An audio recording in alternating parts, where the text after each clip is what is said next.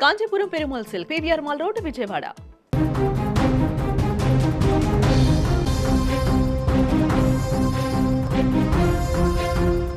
ప్రపంచం ఉలిక్కిపడే ఘటన.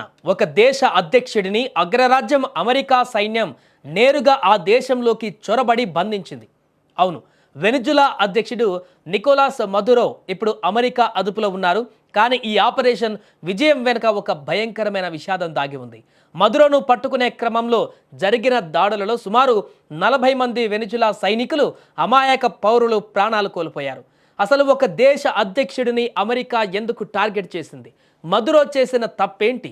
ఈ అరెస్టు వెనుక ఉన్న అసలు కారణాలు ఏంటి? మదురో అరెస్టు అనేది రాత్రికి రాత్రి జరిగిన చిన్న సంఘటన కాదు. కానీ అది జరిగిన తీరు వెనిజులా ప్రజల గుండెల్లో గాయం చేసింది. అమెరికా స్పెషల్ ఫోర్సెస్ జరిపిన మెరుపు దాడిలో మదురో రక్షణ వలయాన్ని ఛేదించే క్రమంలో భీకరమైన కాల్పులు జరిగాయి. ఈ దాడుల్లో 40 మంది చనిపోయారు. తమ దేశ అధ్యక్షుడిని కాపాడుకోవాలని లేదా ఆ సమయంలో అక్కడ ఉన్నందుకు ప్రాణాలు గాల్లో కలిసిపోయాయి.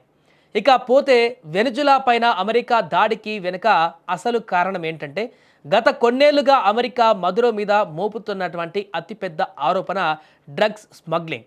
కార్టెల్ ఆఫ్ ది సన్స్ అనే డ్రగ్స్ మాఫియాను మదురోనే నడిపిస్తున్నారని, టన్నుల కొద్దీ కొకైన్ను అమెరికాలోకి రవాణా చేసి ఆ డబ్బుతో ఉగ్రవాదాన్ని పోషిస్తున్నారని అమెరికా డిపార్ట్మెంట్ ఆఫ్ జస్టిస్ 2020లోనే ఛార్జ్షీట్ దాఖలు చేసింది.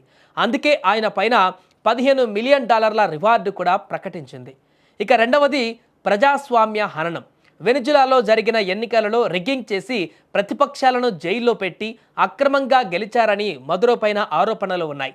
ప్రజలు ఆకలితో చనిపోతున్నా, దేశం ఆర్థికంగా కుప్పకూలిన అధికారాన్ని వదలకపోవడం అమెరికా ఆగ్రహానికి కారణమైంది.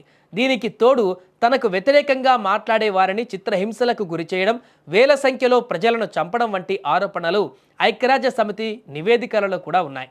ఇదిలా ఉంటే నాణానికి మరోవైపు కూడా ఉంది. వెనిజులా దగ్గర ప్రపంచంలోనే అతిపెద్ద చమురు నిల్వలు ఉన్నాయి. మదురో అరెస్టు వెనుక ఆయిల్ రాజకీయాలు కూడా ఉన్నాయని కొందరు విశ్లేషకులు భావిస్తున్నారు. రష్యా, చైనాలకు మదురో దగ్గరగా ఉండటం అమెరికాకు నచ్చలేదు అనేది బహిరంగ రహస్యం. కానీ ఇప్పుడు ప్రశ్న ఏంటంటే, మదురో అరెస్టు తర్వాత వెనిజులా పరిస్థితి ఏంటి? అక్కడ శాంతి వస్తుందా, లేక అంతర్యుద్ధం మొదలవుతుందా? ఇప్పటికే ఆర్థిక మాంద్యంతో సతమతమవుతున్న ఆ దేశ ప్రజలకు ఈ రాజకీయ అనిశ్చితి మరింత కష్టాన్ని తెచ్చిపెడుతుందా అనేది ప్రశ్నగా మారింది. అయితే ఆ దేశ పాలనా బాధ్యతలను అమెరికాయే చూస్తుందని ట్రంప్ ప్రకటించారు.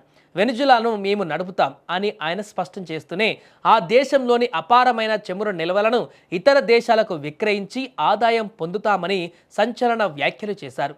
మరోపక్క అమెరికా చేపట్టిన ఈ సైనిక చర్యపై ప్రపంచ దేశాల నుంచి మిశ్రమ స్పందన వస్తుంది. రష్యా, చైనాతో పాటు లాటిన్ అమెరికా, యూరప్ దేశాలు అమెరికా దాడులను తీవ్రంగా ఖండించాయి. తక్షణమే ఉద్రిక్తతలను తగ్గించాలని కోరాయి. మరోవైపు అమెరికాలోనే ఈ ఆపరేషన్ చట్టబద్ధతపైన ప్రశ్నలు తలెత్తుతున్నాయి. మదురో అరెస్టుకు డ్రగ్స్ స్మగ్లింగ్తో సంబంధం లేదని, ఇది కేవలం అధికార మార్పిడి కోసం చేసిన దాడి మాత్రమేనని ప్రతిపక్ష నేతలు కూడా విమర్శిస్తున్నారు.